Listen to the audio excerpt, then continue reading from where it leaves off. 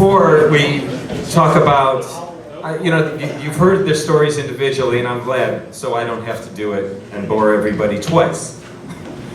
But I want to introduce the whole band, not just the seniors, because the family that this band is. Okay, I'll see. Lydia Briggs on vocals.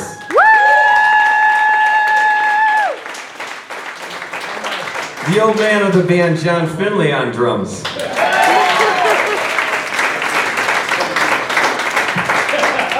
My favorite headache, Noah Knobloch on guitar.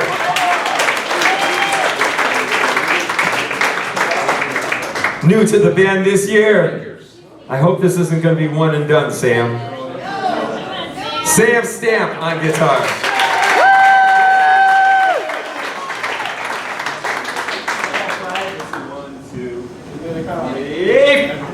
And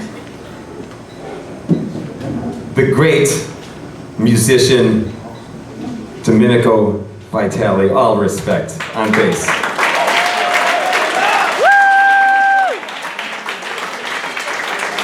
You know the story about Max?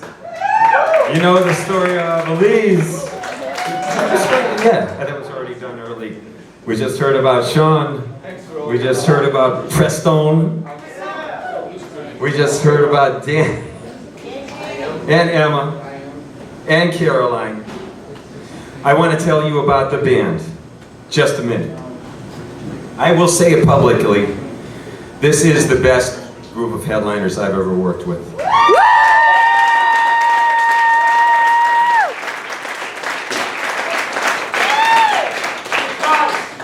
They are family. It's not about the musicianship. That was there.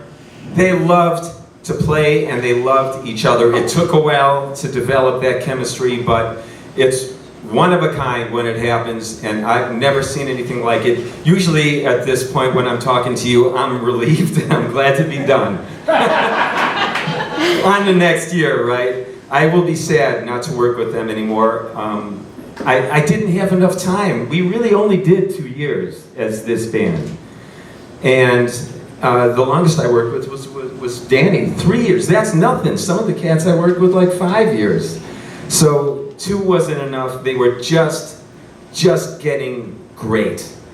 And if you would have seen the show on Friday night where the sound was dreadful, but the band wasn't. The band was just a tsunami of feel and emotion and everything that we've been trying to do for all these years. I've never worked with a group like this before, ever. And I want to say, there's always a couple people that even unwittingly become leaders and the things that the grease that drives the rest of them.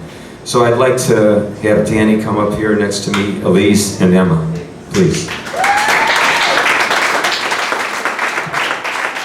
The maestro. He's not a leader, he's not a loud guy. He just learned how to talk this year. But musically, Danny was the guy that I looked to when we were rehearsing and creating these arrangements. I'm looking at him, and if I see that he's vibing with it or like interested, I know we're on the right track. Now there's a lot, now I'm not demeaning anybody else here, understand you are all great and great contributors to what we were doing, but Danny was the guy that I trusted his musical heart and his ears, and you're a player, man. You're just a player. Yeah.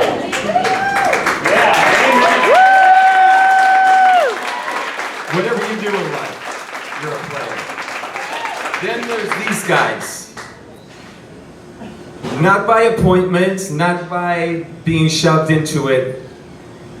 This is the heart and soul of the headliners, right here, these two women.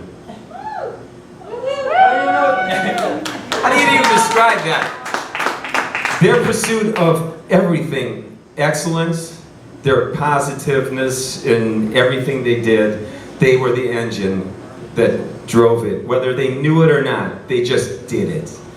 And we all owe them, the band all owes them. You owe us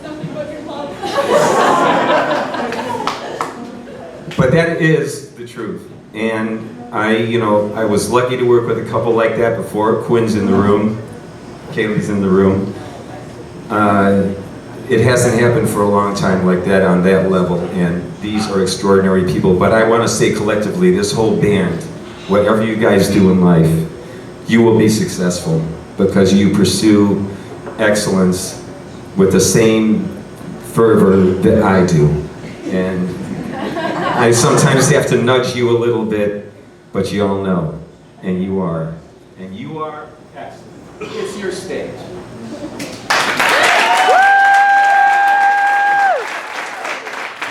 He saw our super secret gift. It's very important.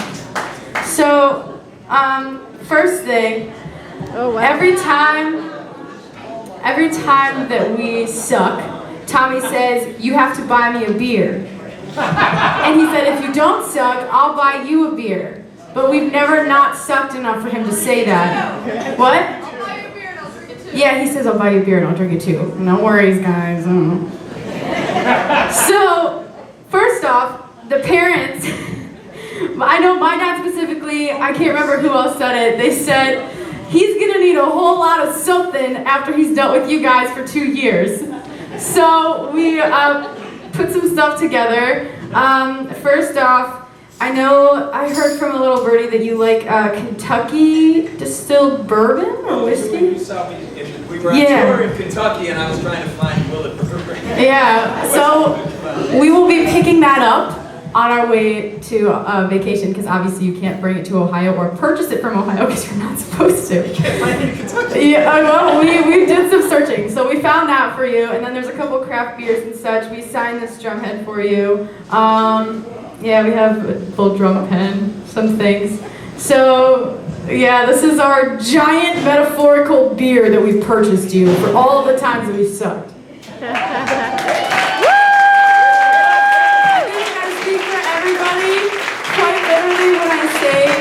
That no coach, teacher, whatever could compare to the amount of wisdom and leadership that this guy brings to the table. I think we're all very thankful for that. And we're gonna let him do his thing. So thank you. Yes, oh my God, we looked that up. They age it in a barrel in the ocean. And then they go retrieve it, and there it is. It is old as I am. Oh yeah, I think. Okay. But wait. What is in here? Oh, it's really heavy. Some snare is where you're about to wreck. That's your snare. We got you the snare. Oh, that's going on the wall. Well, I want to toast you all. The parents, the staff. This is why these guys are like this. Shelley for the vision, and Mike way back, and you. Thank you for the privilege. It has been an honor.